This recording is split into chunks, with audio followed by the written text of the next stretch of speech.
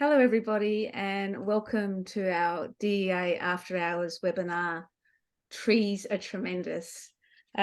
First, I want to acknowledge that the nation we call Australia is stolen land. First Nations people have never ceded their sovereignty of their land, and respect is owed. I'm calling from Ghana land, and hello to a group in Ghana is Namani. So Namani to you all, and thank you for coming. My name is Kate Wylie. I'm the ED of DEA, and it's my great pleasure to facilitate this event this evening. I also want to acknowledge the planetary health emergency. You know, we live in a time of climate chaos. We live in a time of biodiversity loss, land use change, plastic pollution, and all sorts of other threats to planetary health. And, you know, one of the great ways that we can combat these threats really is with trees. And that is why this webinar this evening is so exciting, where we really look at trees, you know, really are tremendous. Tonight, we're going to start our webinar rooting in the health-giving properties of trees. And we'll branch out into how trees use and absorb carbon.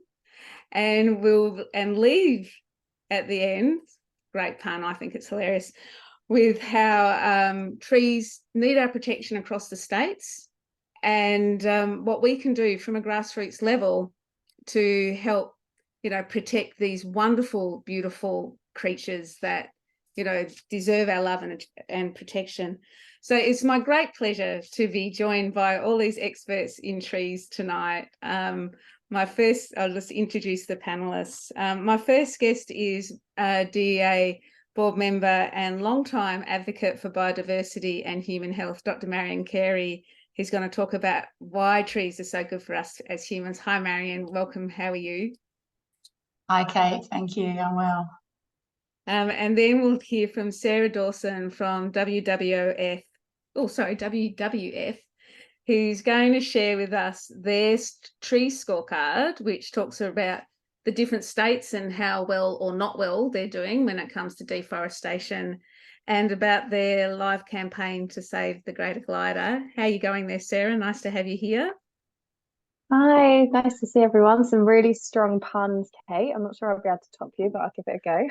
I've been thinking about them for a bit now.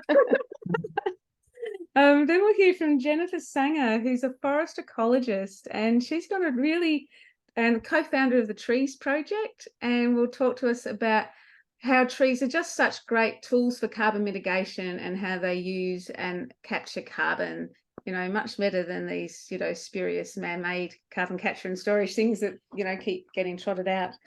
And then lastly, hello, Jenny, how are you? Hi, thanks so much for having me on board. This is going to be a wonderful evening. Yeah, I think it's going to be heaps of fun. And lastly, but not leastly, Dr. Jenny Conway, who's a member of DEA Sustainability Group and is a long-time activist who's been involved in the campaign to stop native forest logging in Victoria. She's going to share some of her experiences there, and then give us a sneak preview into DEA's anti-logging position statement, soon to be released. Just before we start, please, you know, I encourage people to use the chat function on the webinar, just so you have a sense of talking to each other. I think it's a sign of respect to write the name of the country that you're on, and perhaps when we're talking about trees, you know, share one of what your favourite or trees that you admire or love. For me, it would have to be eucalypts because of the beautiful colours, depending on the light and the rain that they show us. And we'll have questions at the end. So there's a Q&A function there, or, you know, we can look in the chat as well. All right, so let's get into it. Marion, you're our first speaker. Love to hear from you. Thanks, Kate.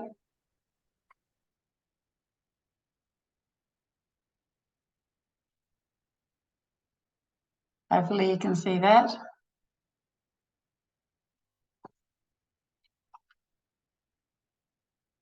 So thanks very much for the opportunity to speak tonight. I'm actually coming from Camaragal land, and I'd also like to acknowledge the traditional owners of the land and pay respects to their care for the land. And I'd like to tell you about this report that was put together by Doctors of the Environment Australia and WWF, which is Worldwide Fund for Nature, in case you're wondering, to tell people about the amazing qualities of trees and how important they are for human health and well-being. Don't it always seem to go that you don't know what you've got till it's gone, as Joni Mitchell said? And I'm afraid that's true, really. With globally about 15 million trees each year we're losing, we really need to pay more attention to this vanishing resource, which is so precious for us. And again, Kate acknowledged the climate emergency. We're actually facing a dual crisis of biodiversity loss and climate change. This statement was made over a decade ago, but it's still just as true and even more urgent that the defining challenge of our age is to safeguard the Earth's natural processes to ensure the well-being of human and ecosystem health. And trees are one part of our solution for that. So first and foremost, they help protect us from climate change by being an amazing carbon sink. And Australia has some of the most carbon dense forests in the world. And I'm not going to talk about this because the wonderful Jen Sanger is going to talk about this and knows a lot more than I do. But it's a really important part of the equation. So I always have to have a learning cartoon in my talks, but this is just to remind us that our current and our past way of life is really a threat to our future way of life. We do have to start doing things differently. Australia, unfortunately, is more of a global deforestation hotspot than a reforestation hotspot. And since European colonisation, it's estimated that we've lost about 50% of our forests. Some parts of Australia are doing worse than others in that regard. And again, I'll leave Sarah Dawson from WWF to talk more about that. Increasingly now we have fire threat to our forests. So I think in 2019 to 20 bushfires, there were 20 million hectares burnt. And of that, about just in New South Wales, about 50% of the native forests were affected. So, and our fire risk is increasing with climate change. So this is a real continuing risk to our forests. Trees are also incredibly important for climate change adaptation. They filter and clean our water.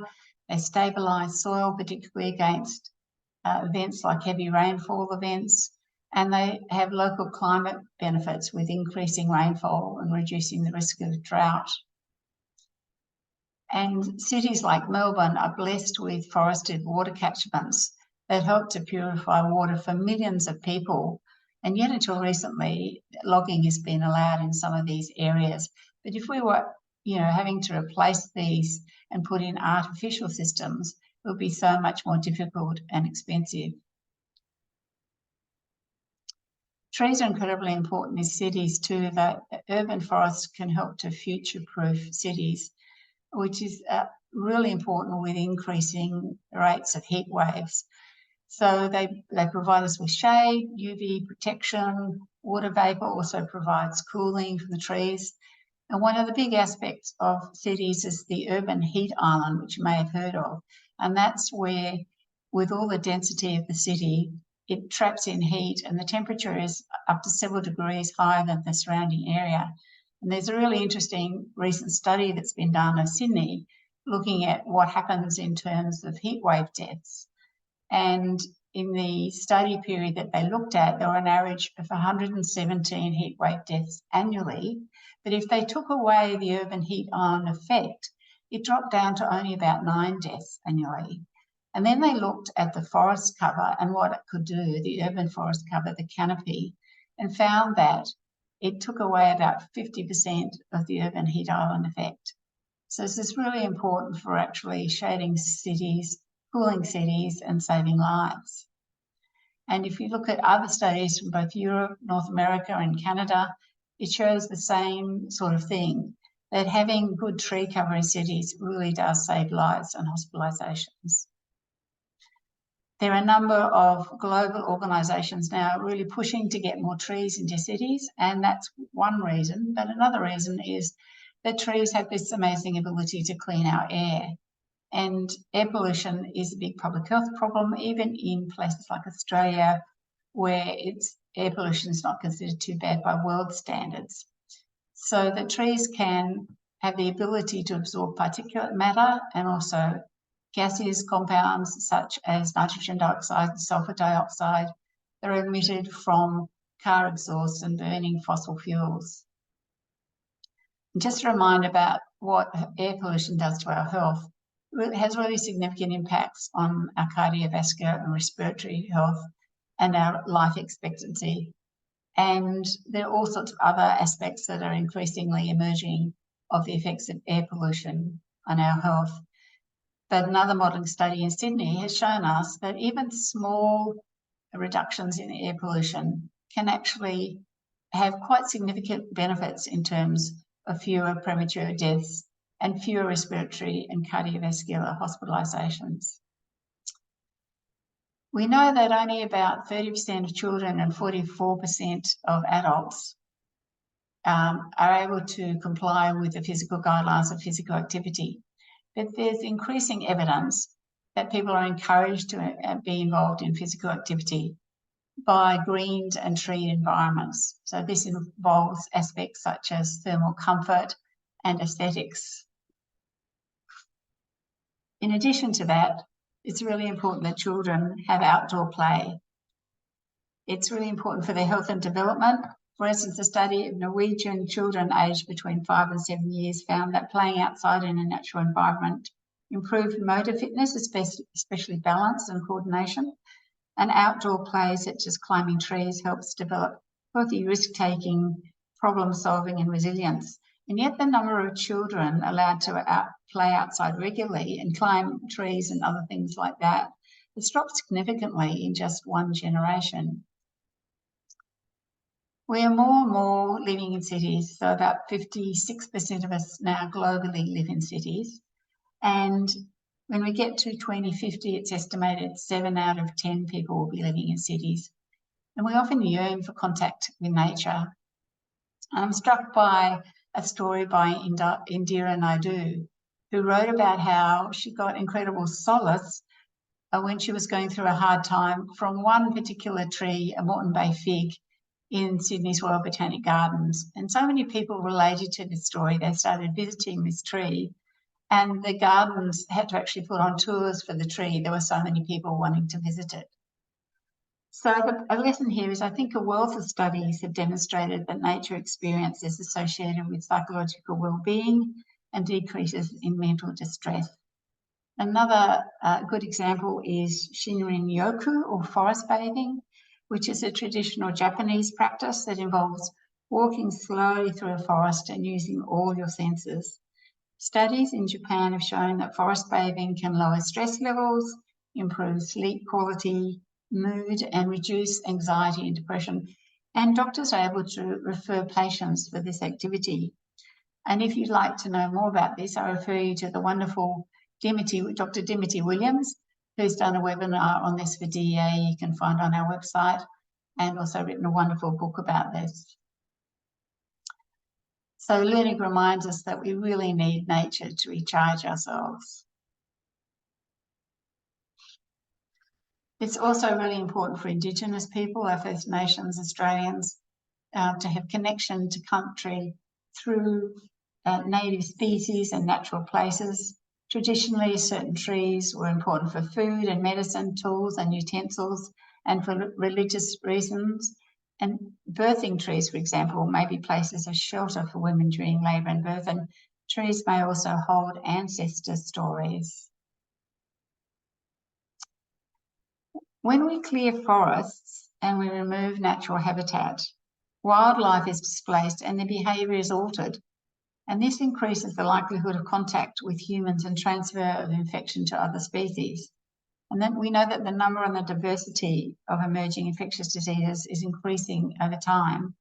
And this has been linked to deforestation, amongst other factors. So an example of this is flying foxes. They're known to carry a number of viruses that can infect humans both directly or indirectly. And behaviour changes of flying foxes can occur due to climate and habitat destruction and other factors. They normally eat fruit and flowers from over 100 species of native trees in Australia, and yet in some parts of Australia, their winter food has decreased by up to 95%. But a modelling study has found that food shortages, while driving flying fox movement and increasing the risk of Hendra virus spillover into populations, they found that the converse of that is that availability of winter flame forest could actually prevent this virus spillover. In addition to that, we need habitat for animals and birds and other creatures as pollinators for our food. Pollinators are incredibly important for our good nutrition and our food supply and our security of food. And flying foxes and other animals are also incredibly important for this as well. It's estimated that without animal pollinators, global fruit supplies would fall to about 23%, vegetables by 16%, and nuts and seeds by 21%. As well as that, we know that more than half of commercially available medicines are based on bioactive compounds from other species. But we're only starting to learn about potential medicines that could come from native species. One example is this water gum, which is a tree that's found in eastern Australia in areas of the banks of streams.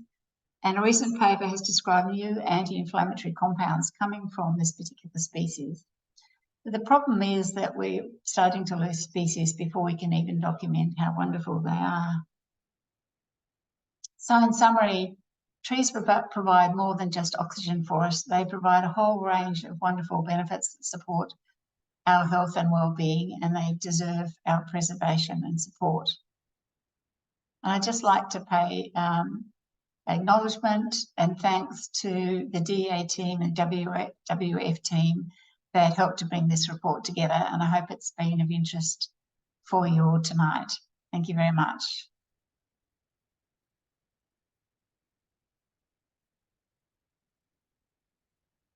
Thank you so much, Marion. It's just, when you lay it all like that out like that, it's just incredible, isn't it? So trees give us food and water. They protect us from disease. They shelter us. They protect us from heat and pollution, provide habitat, medicines. It's like they're a miracle. They just do everything. It just seems so, it's almost like if, trees could probably save the planet if we gave them half a chance. Maybe, but unfortunately that's not quite happening. And so Sarah, if you could please share with us what's happening with the tree scorecard that WWF's done and start your talk, that'd be great. Thank you. Of course. Thanks, Marion. It was nice to see a recap. It feels like years ago that we developed that report together, but it's just so amazing to see all of those benefits. And like you said, Kate, it's they're definitely the forgotten heroes for our health. So today, yes, I'm Sarah from WWF. Lovely to meet some of you that I haven't met before. I'm dialing in from Gadigal country today, and my favourite tree is actually the mountain ash, which I think this is actually in the DEA WWF report, but it stores 10 times more carbon than other rainforests like Brazil and the Amazon. So yeah, a super power tree. But yeah, today I just wanted to, I think I've got 13 slides in 10 minutes and I could probably talk about trees for hours, but I'm trying to condense it down and just give everyone a bit of a high level overview of some of the amazing trees work that WWF has been focusing on in the last couple of months. So one of our biggies has been the tree scorecard, which has actually been in the works for probably over 12 months now, and it's all been condensed into one tree scorecard and leaderboard. So we launched that on the 31st of July, and with accompanying kind of advocacy campaign and petitions. So we'll give a bit of a high level overview of the tree scorecard, what we're looking to achieve with this campaign, and also our trees work going forward at WWF. And I just dropped in actually some early market research results looking at pre and post our campaign and awareness of deforestation. So I've just quickly dropped those in, and no one from WWF has seen them yet, so a bit of a sneak peek. And at the end, I'll try and touch on our Talaganda campaign as well. So I will jump in. So yes, in terms of WWF and our focus areas, trees and deforestation is a really high priority for us. As some of you may know, Australia committed to the Glasgow Forest Declaration at COP26, which is a commitment to end deforestation and land degradation by 2030. So yes, as Marion mentioned, Eastern Australia is the only developed, Australia is the only developed nation on the deforestation front list. And from the tree scorecard results, it's clear that there's a really long way to go. But there is real momentum that's happening, and there is some good stuff happening too. So it's a really key time for us to all keep the pressure on and keep our foot on the accelerator to get the outcomes that we need. So in terms of, I guess, our high level mission and objectives, so we're really looking in terms of our communications campaign and our trees work to really build awareness and belief with our target audiences of the benefits of trees, and that protecting and restoring trees provide a benefit to our communities, but are currently a risk of deforestation. So we want to build awareness of the benefits that trees provide, increase that awareness and belief of the issues of deforestation. So we saw that 30% of our target audiences, so WWF are mostly focusing on New South Wales and Queensland, 30% of people didn't even know deforestation is happening in Australia. So there's a real opportunity there to grow awareness of the issues, and increasing the frequency and diversity of voices talking about trees. So making deforestation and trees a more mainstream issue, kind of how we've seen that happen with climate change over the last decade. In terms of we conducted some research last August on I think it was 1,000 Australians, looking at, I guess, which messages were going to really resonate with people and which benefits really resonated with people and wanted to compel them to help protect trees.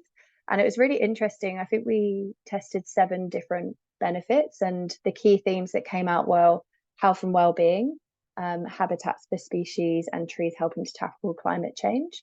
So we launched a campaign earlier in the year with also Doctors in the Environment, with the joint report really talking about those benefits of trees. And yes, as we said, we've just launched our kind of phase 2 of the campaign, which is more of our advocacy campaign. So in terms of the approach for this phase and advocacy side, we really wanted to look to build a positive frame. Like we've seen from our research that people are switching off from the endless negative news cycle, and deforestation is a very negative topic. So I think being able to engage audiences with the benefits of trees, we saw that as a real opportunity and saw some really great results at reaching an audience outside of our traditional green following. Also, we really wanted to drive competition between the different governments and jurisdictions. So we've released scorecards previously in our renewables and plastics work, and it's a really key advocacy tool to drive that competition and really engage governments. Also looking to normalise the solution. So this is more of kind of a storytelling piece, which we've actually used Kim Liu from Doctors in the Environment as a spokes for this, but how can we talk about how people are already protecting and restoring trees and making it a norm in society, and really highlighting different messengers as well. Again, the research showed that people are less trustful of governments and corporates and even NGOs to some extent, and people want to hear from doctors and scientists and farmers. So part of our strategy is really how can we harness and leverage those voices and use those trusted voices as messengers for our messages.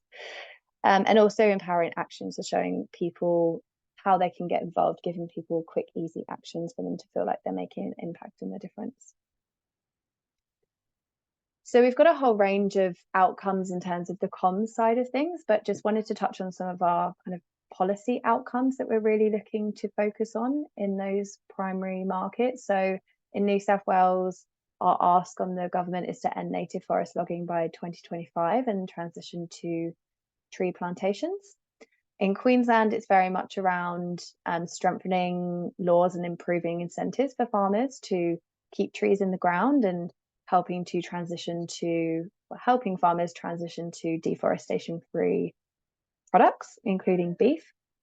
And then from a federal perspective, we had quite a few asks here, but one big one was around having like a national SLAT, so a national data source, which can track reforestation and deforestation. At the moment, the data is very contradictory, looking at different data sources, and there's a lot of improvements there.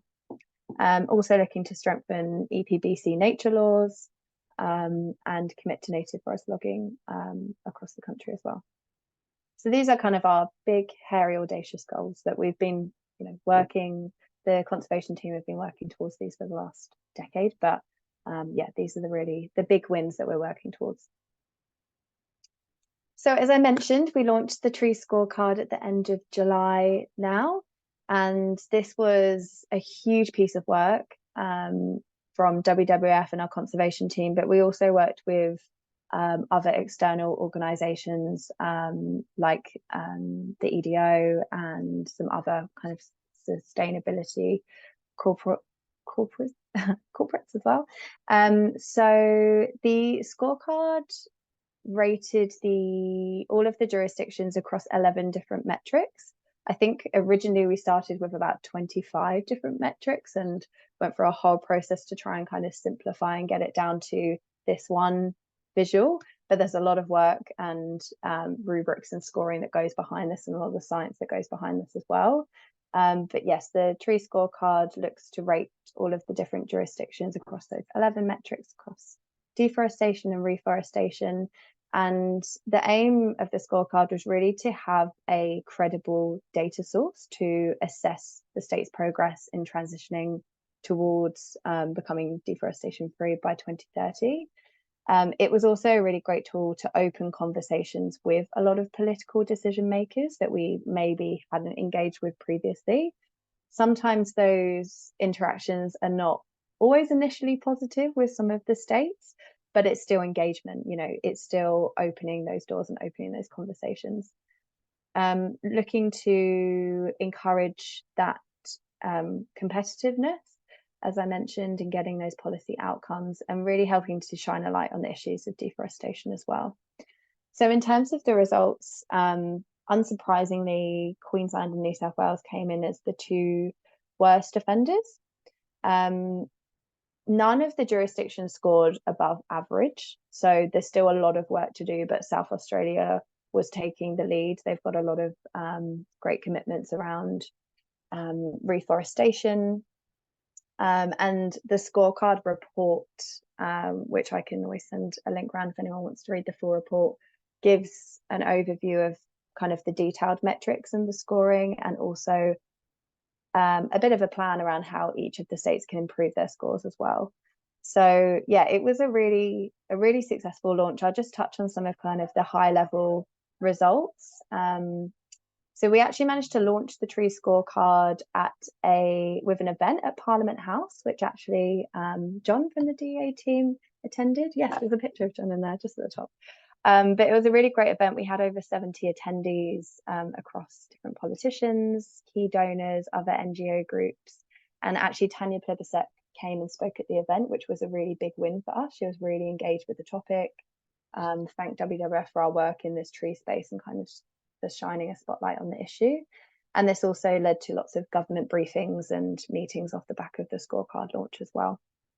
Just give you a 2-minute, Sarah. Great, thank you. We also had a really amazing paid campaign. So we had lots of targeted ads to target politicians. So things like billboards outside this Parliament houses and sitting weeks, print ads, and made sure that we kind of amplified across all of our partners and networks, including Doctors for the Environment.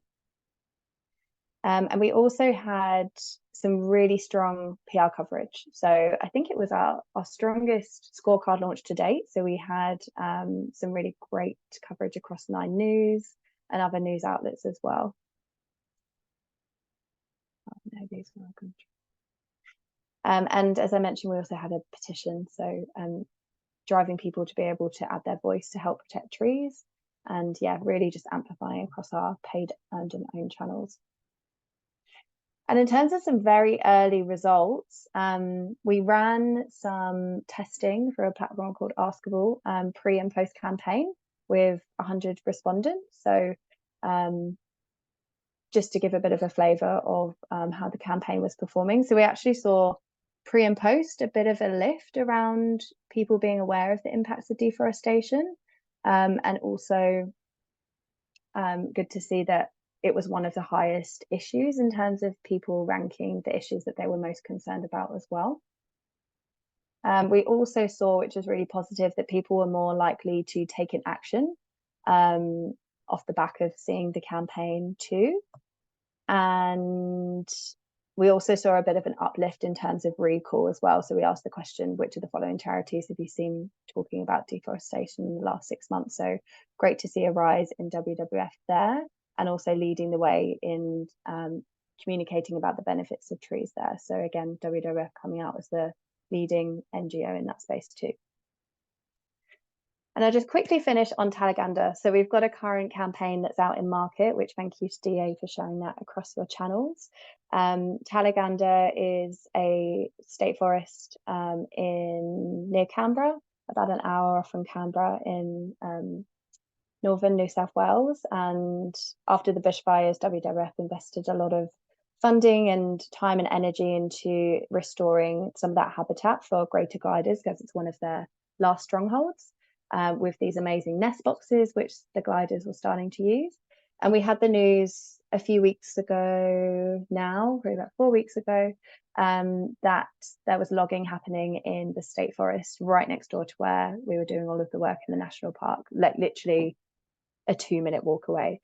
So it's really devastating news for some of our conservationists. You can see Kita here on the left, who loves gliders, has invested so much of her career into trying to protect and restore these habitats. So we pulled together a bit of a emergency workforce and have gone out with a emergency campaign, getting people to sign petitions to send to the New South Wales government. We've also reached out to the New South Wales government and the EPA, who actually went into Talaganda a few weeks ago to look at the logging and actually found a dead glider 50 meters from where the logging was happening.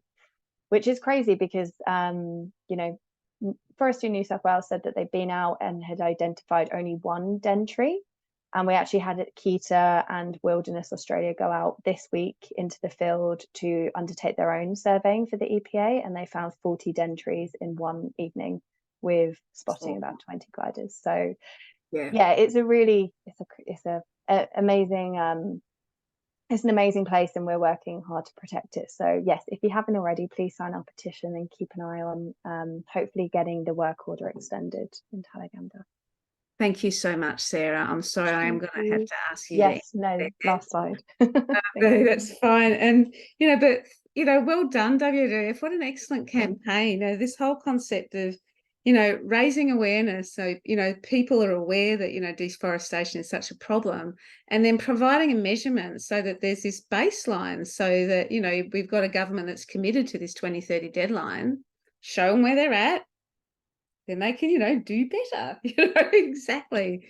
Yeah, look, thank you, Sarah. And yeah, if you want to put in the chat the link to the, you know, the petition or something, that'd be great. Yeah, great.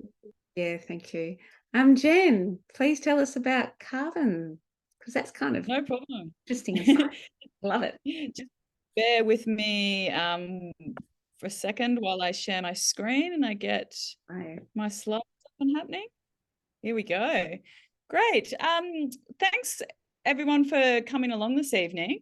I'm joining you today from Nipaluna, Hobart in Lutruwita, Tasmania, and this is the country of the Muwinina people. I just want to do a quick shout out to all of our Indigenous brothers and sisters out there during what is a very difficult time for them leading up to the voice. And I just really encourage people to show your support where you can. I really recommend heading on over and checking out the Uluru Statement for the Heart and having a read of that statement, because it is really powerful document. I'm also really excited to be here. Doctors for the Environment is one of my favourite environmental groups. I just think it's so wonderful how active you all are, and it's just, you know, doctors are leaders in our society. Everybody respects their doctors, well, mostly, you know, almost everyone.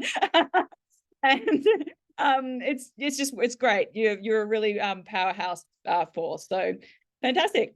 So anyway, I'm going to be talking to you today about forest carbon. So this is an area I've done some research on over the last couple of years. So first off, let's just have a bit of an overview about how forests actually interact with the climate and why they're so important. So as you all probably know, trees draw down carbon from the atmosphere. So they're really good at drawing down carbon dioxide as they grow. And they're a really major way that we can actually get carbon out of the atmosphere. I mean, there's all this talk about carbon capture technology, et cetera, but none of that technology is really even properly founded. We're sure we can get the carbon out of the atmosphere, but we don't actually have a way to store it properly. Yet there's been a thing called a tree, which has been around for millions and millions of years, that has been able to do that for us. And importantly, once that carbon's been drawn down, the living trees and the plants in the forest actually store this carbon, and they can store it for relatively long term if they're left undisturbed. So often when we talk about climate change and ways that we can act on climate change, the conversation's often very heavily focused around fossil fuels. And granted, fossil fuels are an absolute huge amounts of emissions. But if you take all of the all the fossil fuels that are readily available, and you compare that to all the carbon that's currently stored in the Earth's terrestrial ecosystems, it's roughly about the same. But when we actually talk about the solutions for climate change, we're often very heavily focused on fossil fuels, and forests really never really get much of a mention. And this is where my research hopefully comes in to help kind of, you know, show that forests are really important for acting on climate change. And then lastly, forests can actually be a massive source of carbon. So when we log these forests, log our forests, it's creating huge amounts of emissions, which I'll go into in a bit more detail. So in Australia, we actually have some really remarkable forests. So Marion was talking about this before. We have some of the tallest trees in the world. The mountain ash can grow up to 100 meters tall. And these really big trees, well, they store a lot of carbon. And as a result, we have some of the most carbon dense forests in the world. Actually, we do have the most carbon dense forest in the world. It's a mountain ash forest growing in Victoria. But unfortunately, we're still logging a lot of these carbon dense forests, especially down in Tasmania, where I'm from. Now, I just wanted to briefly talk about what actually happens when a forest gets logged, because there seems to be this myth out there that that is really heavily pushed by the forestry industry, because they like to tell this really simple story that, you know, you cut down a forest, but you turn it into wood products, and that carbon's stored in the wood products, and then the forest regrows and everything's fine. But it's a lot more complicated than that. When people are cutting down, logging our forests, there's quite a lot of that ends up as waste. So about 60% of the forest biomass is left behind, and that's either burnt by fires, which releases carbon out into the atmosphere, or it's left behind to rot. Of the 40% that's actually gets taken away, the vast majority actually ends up as wood chips for paper, and there's very little that actually gets turned into usable sawn timber. So it's only on average between I think it's about 2% to about 5%, depending on what state you're in. So only about 5% maximum of a forest carbon is actually being stored long term in timber products. And then when I say long term, I'm talking, you know, it could only be 20 years, it could be longer than that, but I mean, and that's still a pretty short time span when you compare it to a forest. So when a forest is logged, not all this carbon actually gets released straight away. There's what 66% of it's what we refer to as the short-term emissions. So that's when they burn the forest after they log it. A lot of it's mill waste, and then also paper products on average only last about 2 years. So 66% of that carbon is actually getting released in a few years. Now, the remaining third is sawn timber. So as I mentioned, that's a small percentage, can last up to 90 years, can be less. But then there's about 30% that's left on the forest floor. And that's just, you know, the leftover trunks, the stumps that didn't burn in the regeneration burn, and they can actually last on site for quite a while longer. So in Tasmania, what we have at the moment is we've had a history we're still logging our forests at an unsustainable rate, but about 10 years ago, we're actually logging about 5 times as much as what we are now, and that woody debris that's left on site is slowly degrading and releasing carbon at this very moment, because we're still experiencing those lag effects from previous forests. So also, before I actually start talking about the actual mission and the reports that I've done, the reason we don't really talk much about the impact of forests, native forest logging on carbon, is it's because the way that it's reported. So we have these categories that emissions are reported under, and they follow international guidelines. And the one for forest is has this horribly unsexy acronym called LULUCF, which stands for Land Use Change and Forestry. Now, in this category, you have the emissions from forestry, but it also has the amount of carbon that's actually drawn down by the forests as they're growing. So only a net figure is reported, and there's not actually any way to separate out those two figures. And this is exactly what my reports decided to do. It was looking at the emissions from all the different states across Australia. Now, I started this in Tasmania, my home state, and I just wanted to answer this really clear question of how much is actually being emitted when we log our forests. And what I actually found was there's something like 4.6 million tonnes of carbon being emitted from Tasmania every year. Now, that actually makes native forest logging the highest emitting sector in the whole of Tasmania. So its emissions are something like 2.5 times the transport emissions from Tassie. So absolutely huge. Here we are, we've had this industry, and because of reporting, we've never actually known how much is actually being emitted.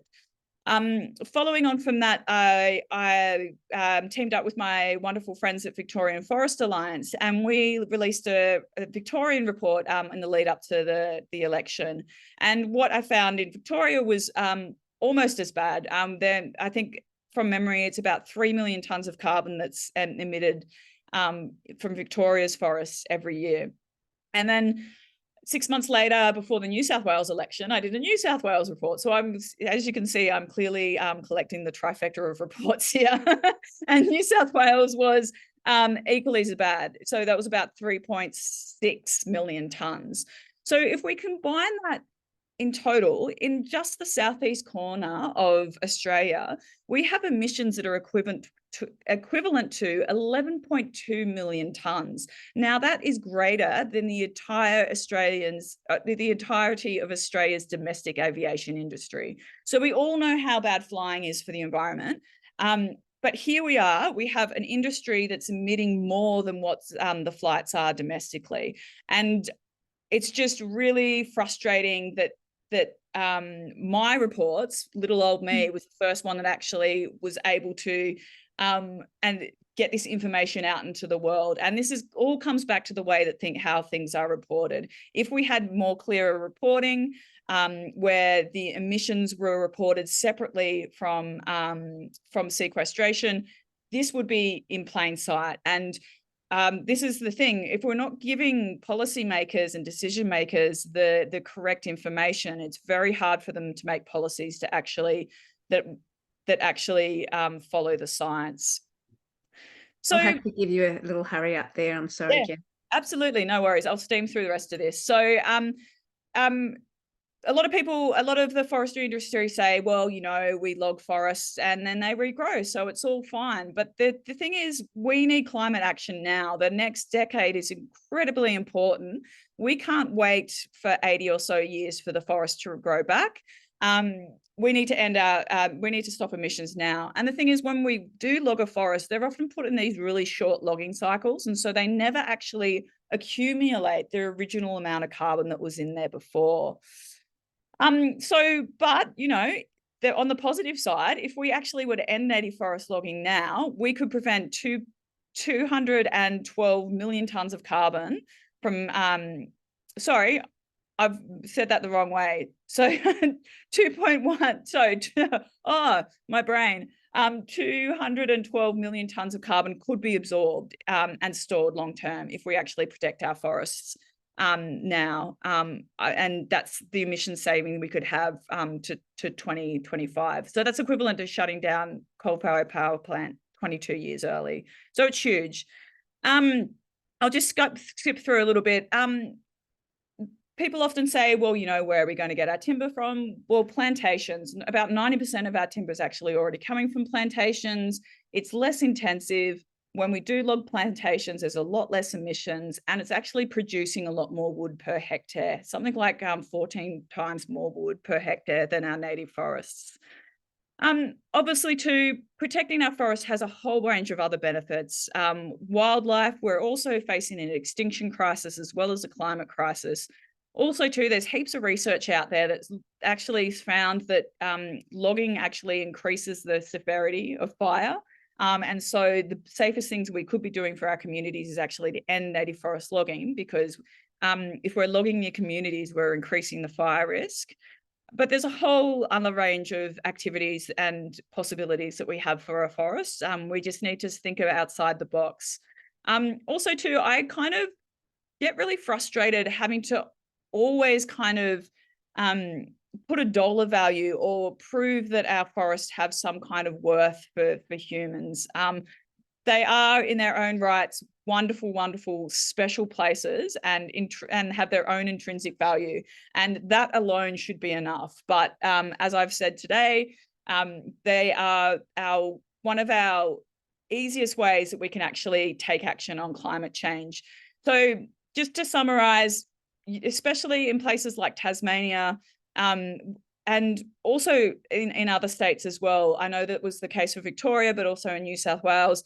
The forestry industry is losing lots and lots and lots of money. In Tassie, we spend about $50 million a year propping up the forestry industry. It's low-hanging fruit. We could protect our forests. It's cheap, it's cost-effective, it's immediate, and it's really easy to implement. We could be using that $50 million to protect our forests, create a workforce of regenerators that can get in there and can actually help restore these places. Yeah, so a different future is possible. So if you want any more information, head over to my website and you can download the reports from there. Great. I've just got to try and figure out how to stop sharing now. Here we go. Wait. You can do it, Jen. There we go. Thank you. That was just absolutely fascinating, Jen. And I don't think I quite appreciated how little, you know, timber comes out of a forest. It's just quite awful. And, you know, what a beautiful way, you know, to make our world, you know, happy again. Like, you know, forests are beautiful and it makes you happy to go through a forest. And they're this living, breathing tool to protect our planet. Yeah, like that's just fascinating research. And, you know, thank you so much for sharing that with us. Oh, you really enjoyed it, Jen. And our second Jen, hello, Jen. Hello. A bit about her activism and, you know, how we can basically, let's do this. Let's protect the trees. You know, Absolutely. Right. Righteous rage and do something about it. Well, I'm going to take you on a little journey. Just bear with me. Yeah, you're right.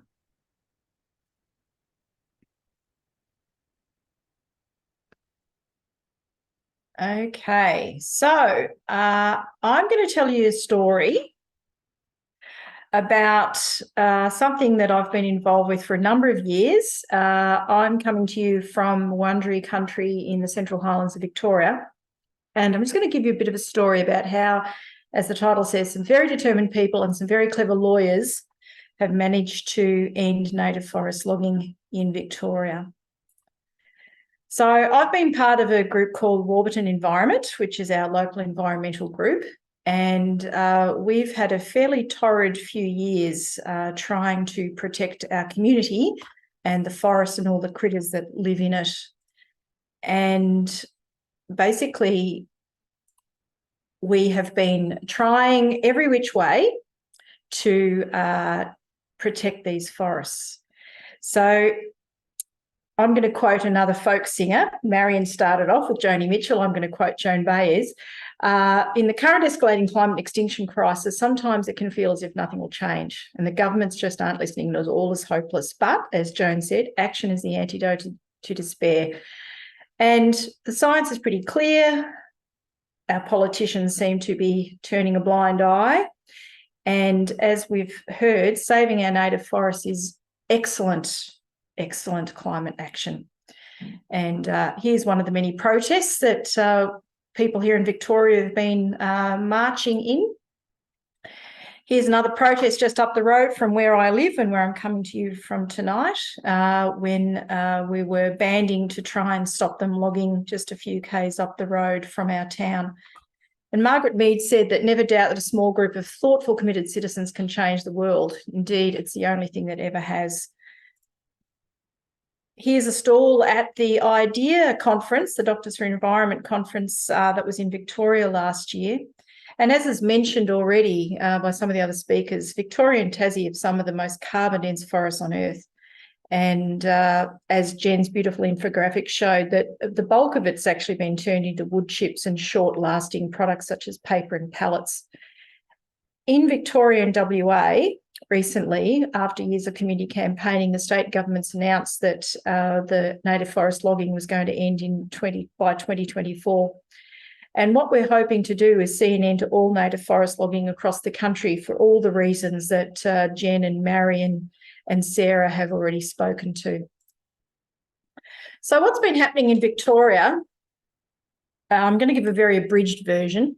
So community groups have been campaigning for decades trying to protect the forests here. We've got Goongerah down in East Gippsland. They've got their 30th anniversary this year. There was the Oran group in the Otways that campaigned very hard to protect the Otways and got a national park proclaimed down there. My Environment ran a court case about 10, 11 years ago regarding trying to protect the forest in Toolangi, just near Hillsville. There's a group I'm involved with, Warburton Environment, Friends of Leadbeater's Possums, Kinglake Friends of the Forest, and on and on and on. And lots of other little groups around the state have all been trying their best to protect the patch near where they live. So everyday people have been getting out trying to protect the habitat for threatened species. These are some happy snaps from various events that I've been involved with over the years, protests on the steps of Parliament, the Climate Angels here, our little group up in the, having a high tea up next to a logging coop, and the ubiquitous threatened species animals that pop up at lots and lots of different protests are always a favourite. So direct action has often resulted in arrests and fines, and people have been willing to put themselves in harm's way often to try and stop the logging. And there's, risk of being arrested, risk of being fined heavily. And in Victoria and Tasmania, and in New South Wales as well, but that was more about the blockading the coal ports. In Tassie and Victoria, they've increased the fines and the jail sentences. And as we speak, there's a forest campaigner, Colette Harmson from the Bob Brown Foundation, I think she's got 2 weeks to go of a 12 weeks jail sentence for trying to stop logging in critically endangered swift parrot habitat.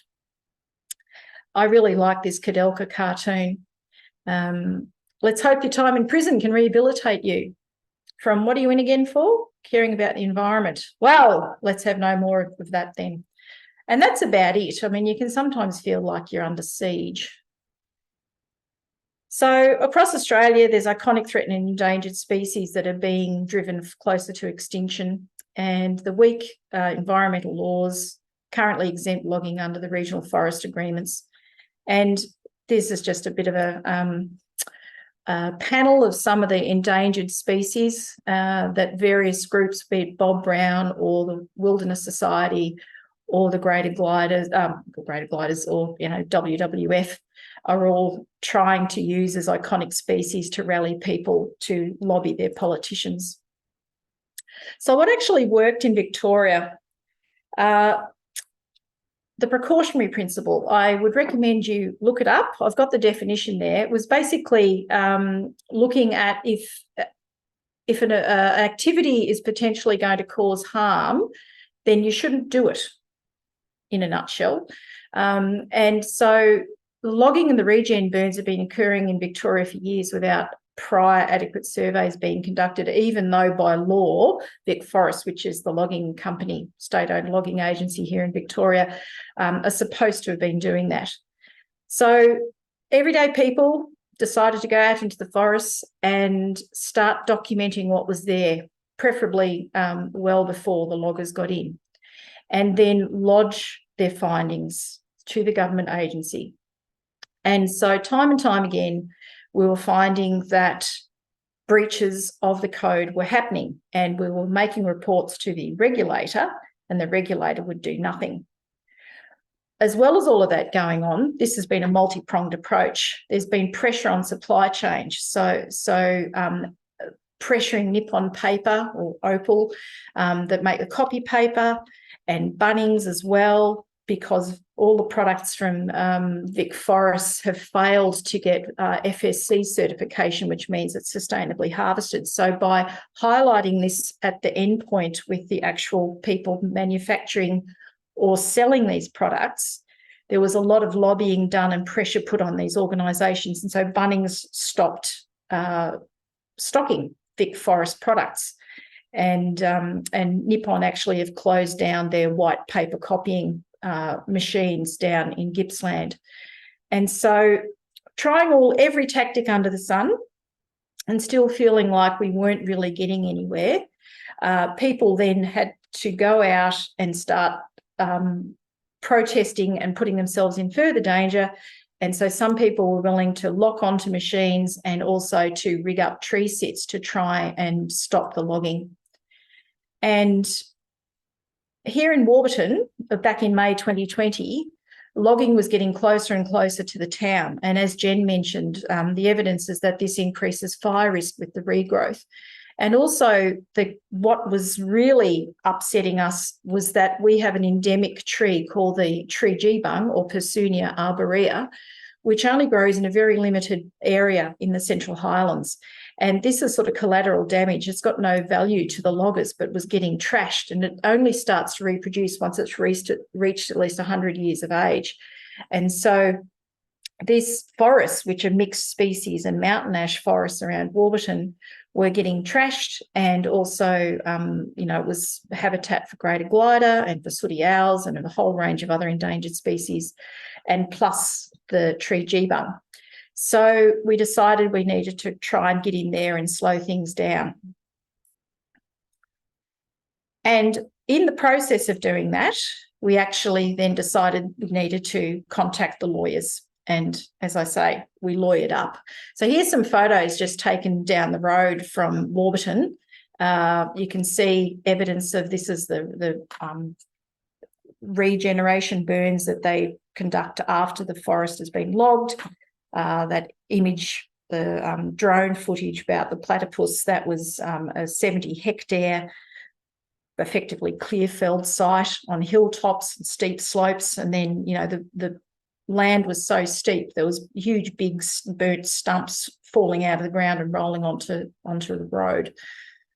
So all pretty horrendous, very much. We actually dubbed it the hellscape. So we approached Lawyers for Forests, who, along with Environmental Justice Australia and also EDO, do pro bono work And thank goodness that they do, because any sort of legal challenge in this space is incredibly expensive. And if we had to budget for funding barristers and solicitors, it just wouldn't happen. So at one point in 2022, there were 7 different Victorian environmental groups taking legal action against Vic Forests as listed. And in many ways, it was the pressure of the legal cases that tipped the balance into the government making their announcement. I'm sorry, Jen, I'm going to have to ask you to move it forward. Sure, okay. So we basically, instead of being separate little disparate groups, we banded together and created the Victorian Forest Alliance. And basically there we're using our group brains trust, if you like, to support each other, and we've managed to achieve some fabulous things. And through all those wonderful court cases and many thousands of dollars spent fundraising, we've had some very significant wins. The last one in November last year was the Greater Glider case with Kinglake Friends of the Forest and Environment East Gippsland, which effectively shut down pretty well most of the logging across Victoria, and subsequently the announcement was made. As already mentioned, Vic Forests in particular has been losing money hand over fist, and the taxpayer has been subsidising to the tune of hundreds of millions of dollars over the term of its existence. In 1 year, it lost over $50 million. And as Jen Sanger said, that money could be spent so much more effectively. So we've had a win in Victoria, but the work isn't over. As Jen mentioned, the old growth forest habitat destruction is still happening down in Tasmania. Sustainable Timber Tasmania say they don't log giant trees, but as that single loader on that timber jinker there shows, they certainly do. That was only a couple of months ago. And in New South Wales, as Sarah has said, the Greater Glider habitat still being trashed by Forestry Corps, as is koala habitat, and the long-awaited and, great fanfare announcement of the Great Koala National Park. Well, there's not going to be much left if they keep doing what they're doing. And don't forget the Northern Territory at Lee Point. They're talking about clearing forests there. That's home for the endangered Gouldian finch. That's actually been, again, legal action has put a halt to that for the time being. And in Victoria, despite our announcement, the salvage logging has been going on in the Wombat State Forest and in the Dandenong Ranges. But just this week, the logging in the Wombat has actually been stopped again by another court injunction. So there is a way to help end logging across the country. And if Vic and WA can do it, so can other states. So I've just listed some things that each of us can do to contribute to end logging. So being an ally to the traditional custodians is really important, because that's, an integral part in protecting country. And consider joining your local environmental group. Get out on the streets, come along to rallies. They're usually lots of fun with some really good speakers. And submission writings, never to be underestimated. Sign petitions. If you have an opportunity to put your 2 cents worth in, please do. And I would encourage you to read the DEA position statement that's going to go live tomorrow on the DEA website. And for the doctors that are tuned in, please, I'd really encourage you to lend your expert voice to highlight that health is an integral part, key part for why forests need to be protected. Now, this is just the dot points from our position statement. And when it goes live on the website tomorrow, we'll also have the rationale and then all the references that have been used to come to this position. And I really hope to see a few more of you getting involved with some of the special interest groups. We're all very passionate about what we do, and there's lots that we can do to try and pressure the other states to go along and end native forest logging for all the reasons that have been covered already. So thanks very much. Oh, good on you, Jenny. That was amazing as well, and just shows how persistence pays. Like you got to keep going, and that, every little action that you do counts. And I think, for a lot of us, that's such an important lesson, because we can all feel so overwhelmed by, the problems that we're facing as a planet, and just think, well, I'm just one little human. What can I do? But, together we're powerful. And we have to remember that we just keep walking forward, keep going, and then, you know, we get some wins. And that's, you know, such a great story out of Victoria, and, you know, let's try and emulate it all across Australia. Also really shows how, you know, logging is, it's like you look at like gas, you know, and there's all the different gas places going on around, and there's all the different forests, you know, being cut down all across Australia as well. Like there's fights on all these different fronts. Now, I am aware that we've run a little bit over time, which is because obviously we've just had such a really rich, full session about why trees are so tremendous. We've got a couple of questions in the chat, which I will ask if that's okay with the panel, if you've got time to just stick around for a couple more minutes. The first one is from Michael Datner. Should residents in local government areas be encouraged to water their trees in their neighbourhood parks when it's very hot? Do councils regularly water trees in municipal parks? I don't know if anyone's got a clear answer to that question. I'd imagine there's a lot of different councils across Australia that might be quite different. I don't know. I think if I saw a very thirsty tree, I'd want to water it. I don't know if people have any answers to that or any... I definitely recommend doing that. I mean, there might be instances where they're looking after trees in bigger parks, but if you've just got a nature strip out the front of your house and there's a tree there, there's probably a very high chance that it's not getting looked after. So yeah, definitely look after all our trees as we can, because heat stress and water stress are going to be a big impact on our urban trees, and they're super important. So yeah, and that, you know, that urban heat island effect is just absolutely massive. And, you know, if we come into, you know, a hotter, drier summer, we're going to need to cool ourselves down as much as we can. And the second question is, how is it possible that land use changes reported by government show land use changes as a negative from natural carbon emissions, i.e. as a saving? They must just skip over the logging industry from these so-called accounts. Again, Jen, I can see you nodding there.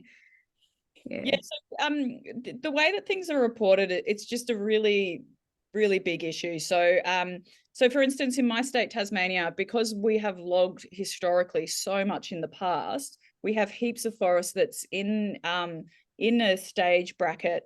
So from about maybe about 10 years up until about 80 years, that's when trees are putting on their massive growth spurt. And so they're drawing down heaps of carbon. So that's what's happening a lot around Tassie at the moment. So we're drawing down more carbon than we're actually emitting, and hence Tassie's, you know, loves to brandish the phrase that we're one of the first jurisdictions in the world to become carbon negative. But that's actually not really, it's hiding the truth, because the reality, our emissions are going up. And we are one of the worst, have some of the worst emissions per capita. For, I mean, a lot of our power comes from hydro, but also too, our transport emissions are really terrible, and our industries are really lagging when it comes to emissions. And so it's this whole issue with being able to claim net zero. So we shouldn't be talking about net zero. We should be talking about emissions, and we should be talking about sequestration. And those two things should always be talked about separately. We should never be combining them. And this is where we're getting into the issue of offsets. So what we're seeing now is the offset industry is allowing a lot of big companies to say we're net zero, like that's, yeah, like they're magically, you know, deemed from taking any responsibility. But reality is, it's just creative accounting. So I'm really advocating for no net anything, just emissions and sequestration reported completely separate. So yeah, here, Jen, you know, it's like there's a lot of dodgy accounting out there, isn't there? Yes, it's quite distressing. All right, well, I think we've just had such a wonderful hour. I think, you know, like, we've learned all about the health-giving properties of trees, and, you know, how good they are for us as humans and the rest of the natural world. We've learned that, you know, logging in Australia is problematic, and none of the states are actually doing that well at all, really. And that, you know, with logging, it endangers habitat of all our, you know, beautiful and unique native fauna. We know that trees are just this great tool to help, you know, mitigate carbon and, you know, protect us from global warming. And, you know, we also know that, you know, we can work together to make a positive difference. And, you know, let's do that. Let's band together and do everything we can to, save the beautiful trees, because they're tremendous. That's it. So look, thank you, my panel. Like, just really, really enjoyed having you all here. If anyone wants to say any last words or, little parting tips, that's fine. I'll just say see you. Thanks for a great webinar. Thanks for hosting, Kate. Good on you, Marion. Yeah, thank you. Thanks to all participants for coming along. Yeah. And thank you, everybody, for being here tonight. And we'll see you at the next After Hours webinar. All right. Ta-da.